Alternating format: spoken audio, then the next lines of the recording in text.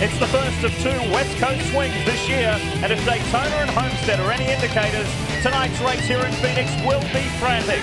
This is round 3 of the Rolex Sports Car Series, BMW-powered PTO. It's a 3-class format. We've told you about the Daytona prototypes. Let's get an update on GT. Here's Brian Till.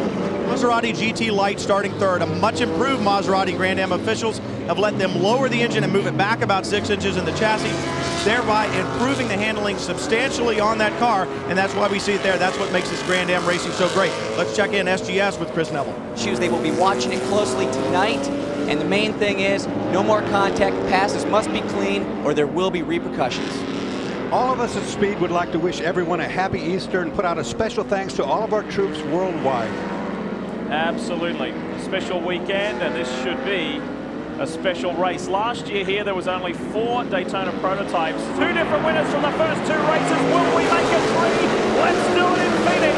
It's a Ganassi front row, and that's the way they take turn 1. Cold tires, boys, be careful. There's 2 wheels in the grass on the outside already. Chris Hall ran wide there in the Silverstone Racing.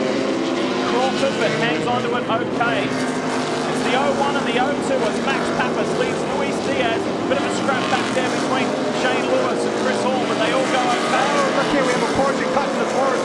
He will probably get a penalty for that because he's made up substantial ground taking that shortcut there. One of the TPC Porsches, the PTG BMW. Bill Auberlen, Boris said, incredible combination, 2 very talented drivers. 2 drivers that will be hard to stop in this year's GT Championship. Of course, Auberlen won that GT class 2 years ago with Paul Wagner, and that car's off to a strong start incidentally on GT. Barbosa has leapfrogged Gunnar Jeanette, and that Maserati is up into second, Brian. Well, those BMWs are strong, Lee, but I'll tell you what, they're also thirsty too. It takes fuel to go that fast. I just checked in with the team. They'll have to make what they said was at least 2 stops. It may even be 3. If it stays green for a long time without the yellows, they will suck up a lot of fuel. And the Porsches, they get good mileage, so it could end up being a fuel mileage run for these guys, Lee. We'll keep a close eye on GT tonight. Last year, the race was decided on the very last lap with 3 corners to go. Mike Fitzgerald and Brent Martini. It was thrilling stuff. So we'll keep an eye on those guys as well as our SGS class. That are duking it out at the back of this field, and look at that traffic. Bill Auberlen just passes the Daytona prototype. I talked to Boris the other day. He said this BMW is on rails. He said it's really good. Look in the corners. Auberlen to the outside. Just going around people like they're not even out there. On board the Speed Secrets Ford Multimatic, Joe Krasowski and his son Justin sharing that ride. And there is the Speed Source Multimatic right behind those guys in the 70 with Selby Wellman behind the wheel. It is tight out there. Oh, it's really tight. It's not even close to getting slippery yet. Because the sun still has some sunny skies going to climb down and get cooler here. Then we're going to see cars sliding all over. Incidentally, while we were away, Paul Wagner was forced to do a drive-through penalty, allegedly jumping the start as well. That immediately took him out of that strong second place. So we're back to a Ganassi 1-2 at the front of this field. Wayne Taylor has got past Aussie. I say all race long, we're only about 15 laps into this thing, is traffic. And Justin, you're standing in here now, and I think it's traffic that put you here. Yeah, it's just really a shame. I mean, at the beginning of the race, it was just mayhem down the start. Just people hitting each other everywhere. We had a really great race car. We fell into line. We were running second. I was able to start pulling away and gapping the GT cars. And then I guess we were lapping the 44, I think it was, and following one of the DPs, just guys went underneath him, and the 44 didn't see him there, and they just went right in front of me, and there was nowhere I could go. I mean, it's just kind of one of those deals. There's nothing I could do, and I just hate it for these guys. I mean, they've worked so hard this whole weekend, and you know, me and Joey have both been doing a good job this weekend, and you know, BMW with all the support behind us and everything. It's just a shame to end the race like this just so early, because I think we really had something for them today, but we got another race coming up, and we'll just have to get them there. Well, the only power they got now is 3 guys pushing the car down pit lane, Lee. Yeah, frustrating stuff for those guys. There is 54, the Kodak Easy Share Pontiac Doran out. Forrest Barber has stepped from the car, and the reigning champion is in Borchella. You see the pace car come back to pit road, and we're set to go back to racing. First caution finish, let's go! Mad Max Pappas leads this field. Luis Diaz has Wayne Taylor in that yellow and black Pontiac, Riley all over him.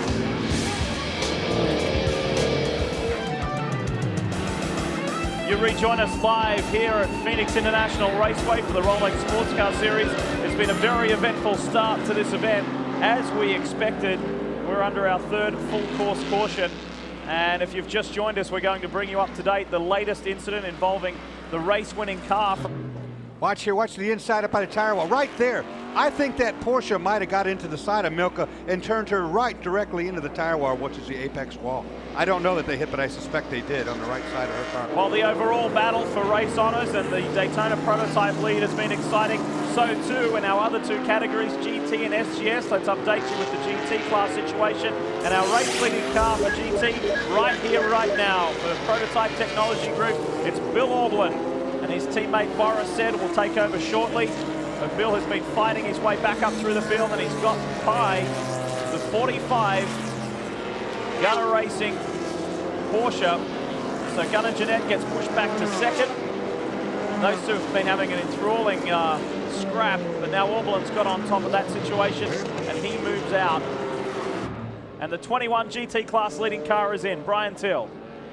It's been a routine stop. They took tires, they took fuel. They're even going to take the time to clean the windshield down here, but it was very congested.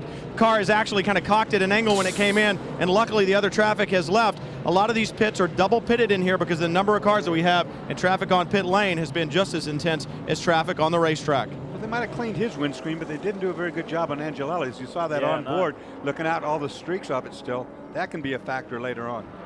There's more problems down there, I think, as they try and help the 21. Well, let's find out. Let's get the other side of the story. We heard from Shane Lewis. He was pretty hot under the collar about Oswaldo Negri. Let's hear from Ozzy himself. Oz, on that pit stop, we saw problems getting that right.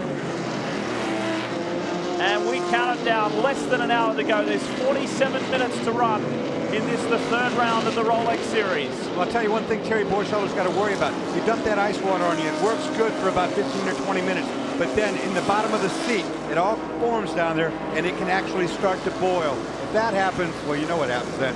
I can tell you, that is not fun. Oh, sideways in front of everybody, one of the Porsches. Holy cow, that could have been a big one. They've worked their way back up to speed, getting back into that rhythm.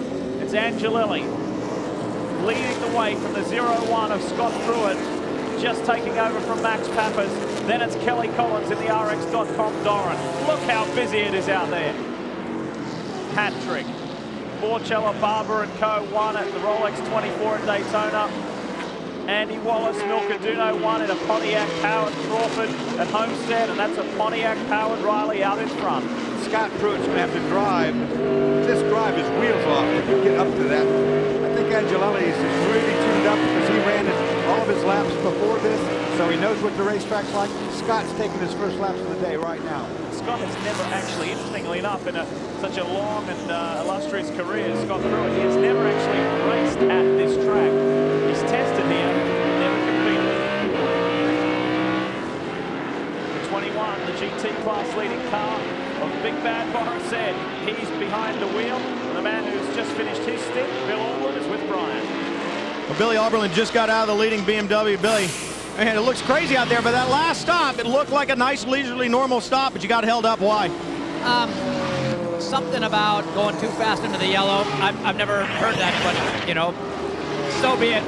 The BMW's running great. The M3, you know, Tom Milner, all the guys, fantastic job.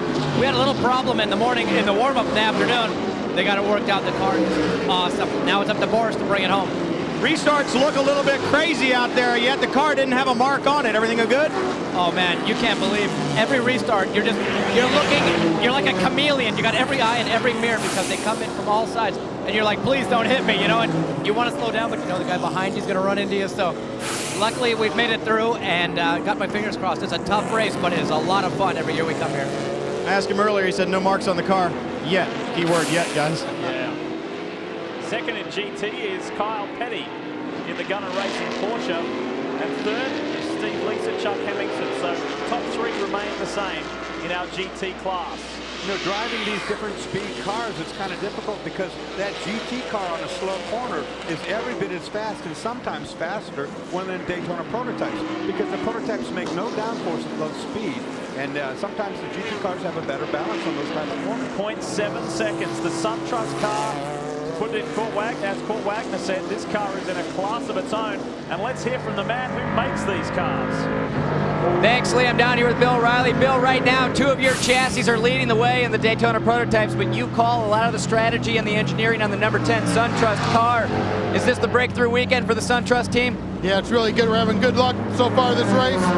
You know, it's some bad luck at Daytona and bad luck, you know, at Homestead, but here we are. Well, these guys are just keeping their fingers crossed down here. They did have some bad luck, and they're hoping that all they have to do is about another half an hour here. And I think you've got to give credit too to the team principal, Wayne Taylor. He said by his own admission that after 18 months away from it, he's starting to get back into the groove and back into the rhythm, and his opening stint was pretty impressive. Indeed, you look while we're riding. In between our race-leading car, Max Angelelli, and Scott Pruitt in the Comp USA Ganassi, the Lexus-powered Riley. So if Scott Pruitt can make quick work of that, remember the lead margin was some 18.5 seconds, so that's evaporated. And if Scott can make quick work, he's going to try and maximize that clear track ahead. Meanwhile, the workload is all on Scott Pruitt. He needs to get past these slower cars. Scott's got to be aggressive, and I'm sure he's going to be. He's going to try to whittle his way through this mess and get it dispatched in one lap if he can. It's his best chance. Cars everywhere. There's one up on the banking. Frizzell, that was Bert Frizzell. Looks like damage to the left rear of that Corvette. I think we've had some sort of problem down in there, but it's not over with. Everybody's still going. The beginning of this week, I think this one's yours, mate. I think this is the right deal for your car, and it has shown to be. Well, we haven't seen too many crazy antics from Max Angelelli. There was a little bit earlier in the race involving traffic, but Taylor and Angelelli have run a perfect race tonight. We may have had the same car on pole in all 3 races this year, but we will have 3 different race winners. It was Barber, Porcello, and Gunnar Jeanette. Here's our GT class winning car. And they were the only car by class that had a pretty easy going, but everybody else has had to fight tooth and nail. Boris and Bill dominant once again. 21, tough machine. It was Bill Auberlen. Boris said, well done, boys. The PTG guys getting their 2nd consecutive win. Kyle Petty enjoying a podium finish with Gunnar Jeanette. And Ian James, RJ Valentine, and Chris Gleason, they'll be championship contenders there. Let's hear from Bill Auberlen.